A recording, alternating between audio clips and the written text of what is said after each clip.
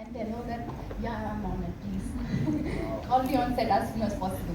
Now, I don't think it had too much to do with luck. I think Meghna But you just read about this lady when you've probably seen a couple of clips on YouTube. How do you get into the skin of a character who's not alive anymore? जिनके बारे में आपसे सुन के एक पहचान बना सकती हैं that ये शायद ऐसी थी. तो historical figure है and quite a big. हाँ जी. मेरे को साइड होने की. Sorry यार. मैं वॉइस ओवर ही कर देता हूँ यहाँ पे. वो बेचारे साइड में उतने हो गए आपके लिए. मैं निकल ही जाता हूँ. मैं बैठ जाता हूँ यार. नहीं चलेगा. वो बहुत मार पड़ेगी मुझे कि मैं यहाँ पे बैठ. हाँ बताइए. नहीं फ्रेम अच्छा नहीं लग रहा सर, आप ऊपर बैठ जाइए. क्या बात है. Thank you, Prabhu. They are allowing you in the frame. It's okay now. They are allowing. फिर से पूछ लो. तो एक posthumous character काफी बड़ा फिगर है. At the end of the day, it's a film we've made.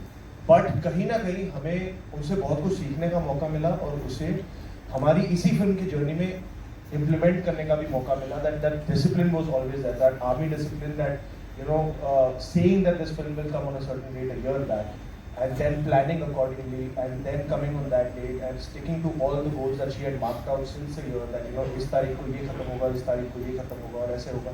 So that discipline that got imbibed from learning from such a character, that I'm really proud of. That we could get to learn so much from Field Marshal Sam Manekshaw. Journey together. We came into the industry together, so we've seen each other. एक struggling stage से audition देने से, फिर काम मिलने से, फिर दंगल मिलने से, फिर everything that has happened and now this.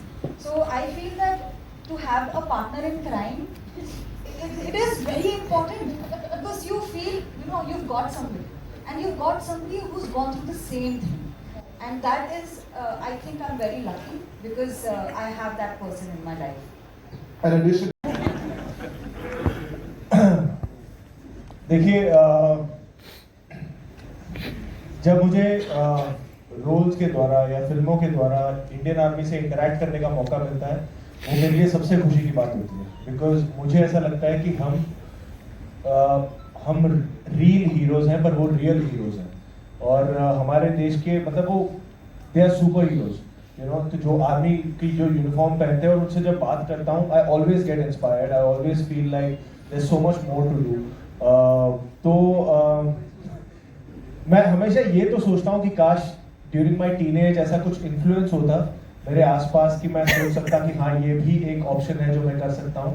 पर I always really get tempted that और कई बार जब जैसे इस फिल्म के दौरान भी कई कैंटेरियाज में कई रेजिमेंट्स के साथ हमें वक्त बिताने का मौका मिला, उनके साथ रहने का मौका मिला. तो जब भी उनके साथ होता हूँ तो मुझे लगता है कि यार बस इनके साथ ही रहूँ, यहीं बसा रहूँ. क्योंकि there's a certain discipline and एक way of living है आर्मी की, which is just so inspiring and so fascinating, जो हमें लगता है कि यार इसका 10% भी होना चाहिए कम से कम हमारे अंदर. So it's always inspiring. तो I really in a different universe, in a different time frame, I really hope कि ऐसा होता reality कि I would have been a real hero rather than a real hero, but who knows. I feel is apt for another forum because it's a political discussion.